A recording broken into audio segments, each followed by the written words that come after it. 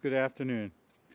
The Salvation Army has been active in Bermuda since 1896, when Adjutant Luti Desbrise first unfurled the Army flag. Over the last 124 years, their presence on the island has grown to many subdivisions and an extensive social services network, which provide meals for the hungry, groceries for those in need, a thrift store, and fellowship to seniors. Without a doubt, the Salvation Army has been an essential beacon of light in Bermuda. In addition to the aforementioned community services, and probably one the organization is most recognized for, is housing. For over 55 years, the Salvation Army has provided quality transitional housing and support programs for the most vulnerable in our society. However, in recent years, due to a lack of maintenance and upkeep, the properties were in urgent need of repairs and upgrades. It was the number one issue on the agenda when I first met Major Sandra Stokes in February 2019, shortly after her arrival. We discussed in great detail the lack of financial support by successive governments over a number of years to the work of the Salvation Army, and the need to renew the outdated MOU between our organizations. The Public Works Civil Engineers carried out a structural assessment of the buildings and agreed that only a few needed to be demolished while others needed some upgrading. Today, I'm pleased to publicly recognize two local philanthropists who, through their effort and contribution to this worthy cause, made these extensive renovations and repairs possible. The Government of Bermuda, through the Bermuda Housing Corporation, engaged in a public-private partnership with Mr. Jim Butterfield, who joins us today, and Mr. Kirk Kitson, to rehabilitate and refurbish the shelter buildings located on North Street and managed by the Salvation Army. Throughout this process, Major Dill of the Bermuda Housing Corporation liaised with Mr. Jim Butterfield, who was keen to support with funds and manpower, and it was agreed that the government would match the funding to upgrade the facility. Mr. Kirk Kitson joined the effort, and it was all hands on deck, with a methodical approach undertaken to repair the salvageable buildings one at a time, while the buildings that were beyond repair were demolished.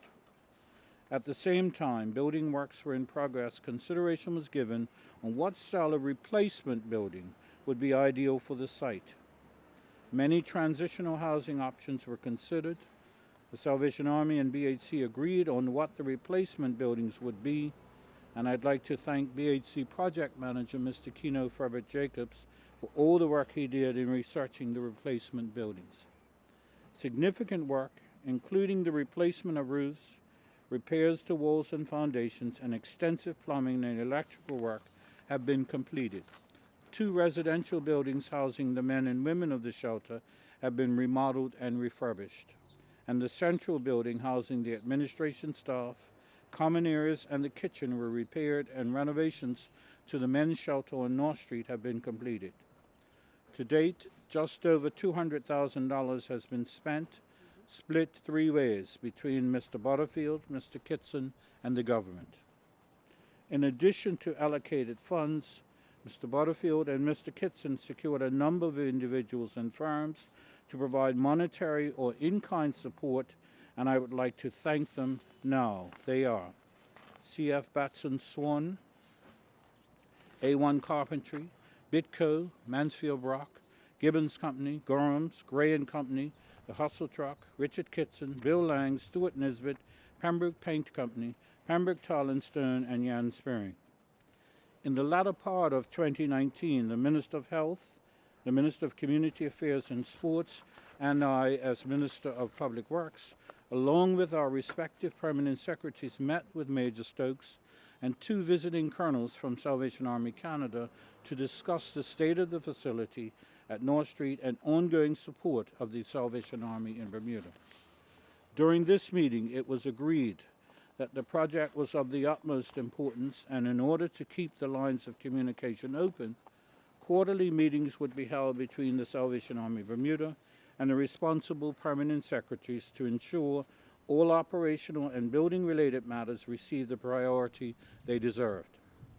It was also agreed that the Bermuda Housing Corporation would be the first point of contact, since they have expertise in housing and the technical staff to expedite the execution of any plans.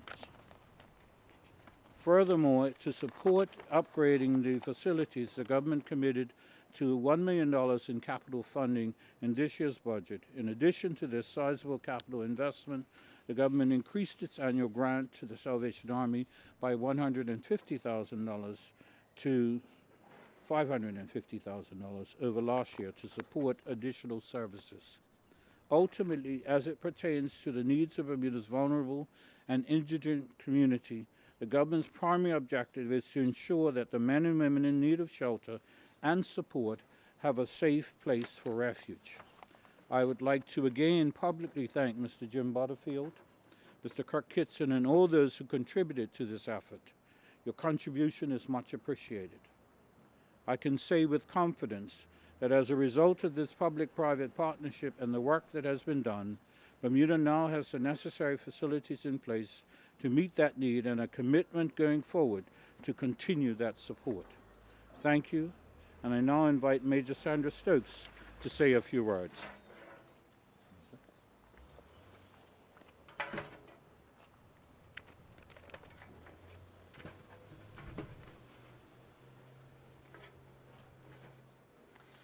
Good afternoon, everyone. Colonel Burch, Major Dill, Mr. Butterfield, Mrs. Daniels, Executive Director of the Salvation Army Social Services, Mr. Kel Ming, our former public relations gentleman, and ladies and gentlemen of the press here this afternoon. It is a good day.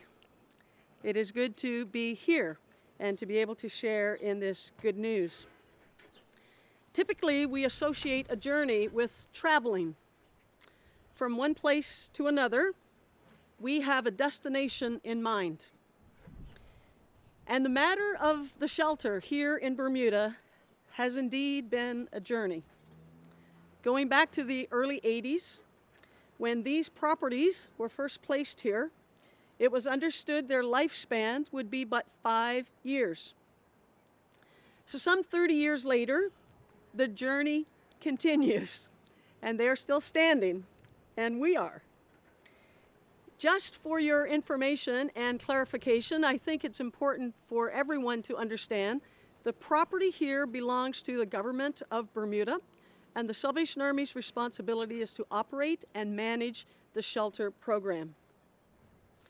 I would like to share with you something of the Salvation Army's mission and values and how they work out here in the country of Bermuda.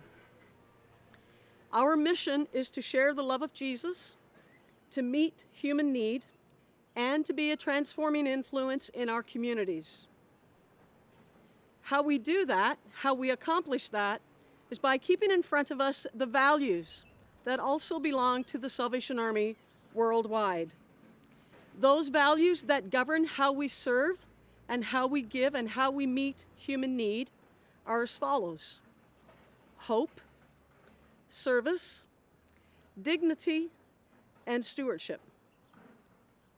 Colonel Burch has already alluded to my arrival in Bermuda in July of 2018.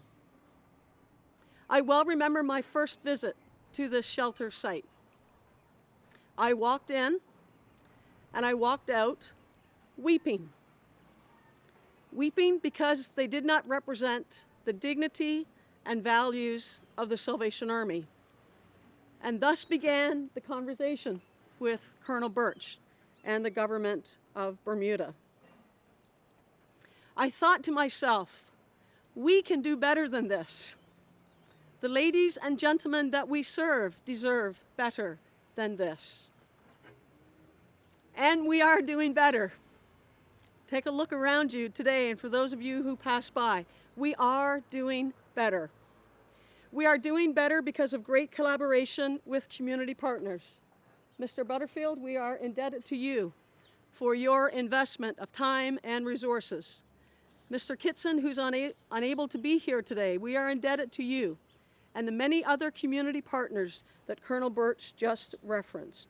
We are doing better because of people like you who care and who share. We're doing better because of the continued support of the government of Bermuda to the work of the Salvation Army. That now provides, with a recent signed memo of understanding, a 3-year commitment to sustain funding for the shelter to operate. We're doing better because $1 million that will now flow through Bermuda Housing Corporation to begin the demolition of some of the older buildings and bring in new units. So in a few months from now, this place will look a little different than what it does today. Again, I am indebted to the government of Bermuda, to Major Dill, to Kino, our project manager, and just any day now, we should see movement in demolition and further repairs. With the facilities upgrading, with new units coming in this space, with continued and secure funding, the Salvation Army can look at developing a more impactful program for the ladies and gentlemen that we serve. And I speak of the Pathway of Hope initiative. A pathway. It also speaks of a journey, doesn't it? And some people have difficult paths. Some people's journey in life is a challenging one, and they need assistance. They need hope. They need people to come alongside. They need someone to sit with them to help create goals that will bring wholeness and richness to their lives and bring them from point A to point B on their continued journey, if you would. We are thankful for government partnership, collaboration, the Government of Bermuda, Bermuda Housing Corporation, and all those that have made what we see thus far a reality, all to serve our clients better. Colonel Burch alluded to the fact that the Salvation Army next year, October 2021, will mark 125 years of service to the country of Bermuda. We are planning a celebration, and you will be invited. But again, just a big word of thank you for all those who've made this happen. And I look forward to seeing and hearing when the new units are on site, when the old buildings are demolished and no longer here, and we all can start a brand new journey towards giving hope today in a better, more dignified, respectful manner. Thank you very much. Good afternoon, Colonel Burch and the majors, members of the press, members of the staff of the Salvation Army. There's very little I can add after the story was told by Colonel Burch. He didn't leave out any details, and what detail he might have missed, Sandra has swept up. But I'd just like to point out that in my mind, it was about 1.5 years ago that we met with Colonel Burch and several members of the Works and Engineering Department, and there was 2 discussions going on. I was hearing words like demolition and raise the ground. And another group, really it was a general contractor, Jonathan Gray, he had taken samples of this building here, was the first one, the pink one, and he said the structure is fine. It's just the cladding, the roof and the cladding that's bad. And as Colonel Burch listened to both sides of the argument, and I thought if it goes the demolition route, then certainly I'm out of the game. I can't play. It's going to be in the millions. But then Colonel Burch kind of looked at us, Jonathan Gray and myself, and he said, if you want to do it, you go ahead and do it. And that to us was a huge relief that what I've wanted to do for years, every time I'd travel this road, I'd look at these dilapidated, rusting, rotting buildings and thinking, we got to do better than this, as Sandra just said. And I was delighted when the major, because other ministers might have said, no, leave it with us, we'll handle it. And then he laid it down. It's a partnership here. There's 3 of us in this. And that's when Kirk Kitts and myself and Major Dill said the financing is coming. And thank you, Major Dill. Anytime I yell for a check, he's prompt to get it to me. As the Colonel said, it's been over 200,000, slightly more than 200,000. But we started with this one, and we were so delighted with the result that we then turned to the men's. And then we kind of got into difficulty because this is the largest of the buildings. It was in the worst condition, and we had a hurricane mixed up in there. We had lockdown and COVID mixed in there. and poor Jonathan, his supplier, for a while ran out of materials and couldn't send them. We've eventually got it done. There is a little more to do with some flooring. Gorham's has made some flooring available to us, and we now plan to do flooring in all of the units. And then I think we're pretty much finished. But I can assure you that for Kirk Kitson and I, we're not finished. Commander Kitson was a real supporter of the Salvation Army, as was Dudley Butterfield. And if you ask, well, why did you guys get hooked up together? Kirk and I know one another, but it was the Salvation Army that brought us, and the need that we both could see, that brought us together to get on with this project. So I'm sorry Kirk isn't here. Protocol says he can't come out in the public for a few days. He's been away. But Kirk and I, I'm sure, will try and keep up the work, keep up the support of the great work that the Salvation Army does worldwide, and especially for us here in Bermuda. But I want to thank the Salvation Army, Major Dill, and essentially Colonel Burch, because without his consent, we might have just been sent packing to go fix someone else's problem. We don't need you here. But we were delighted when Colonel Burch said, get on with it. That was what we wanted to hear. Thank you very much, sir. Thank you.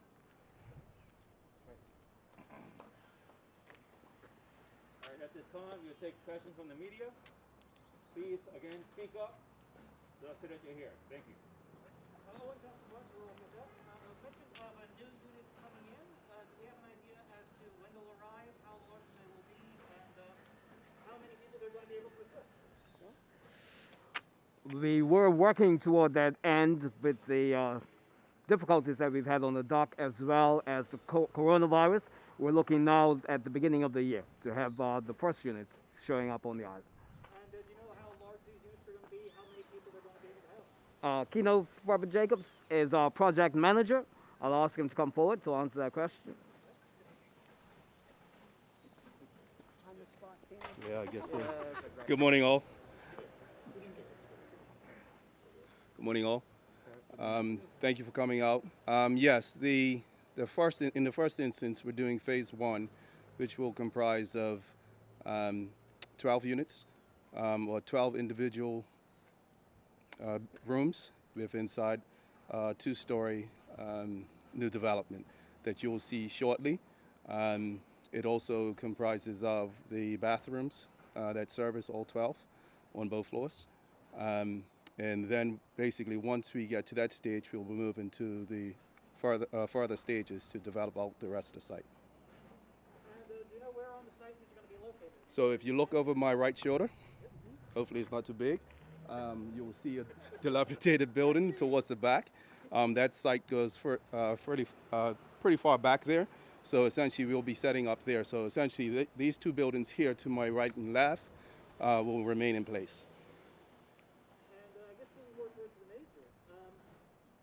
Are these new buildings going to be enough to meet the demand that exists in Bermuda for emergency housing?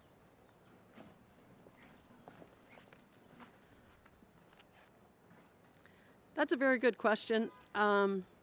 Currently, we hover around 25.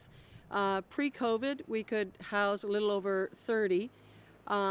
So we will be able to house more ladies and gentlemen who wish to be sheltered and who wish to be a part of the program that we will offer here. So we're really excited that we'll have more space, we'll have more rooms. We will certainly be encouraging those who are without shelter to come. There will be a place for many more. Whether or not it meets the entire need of the entire country of Bermuda, I think that remains to be seen.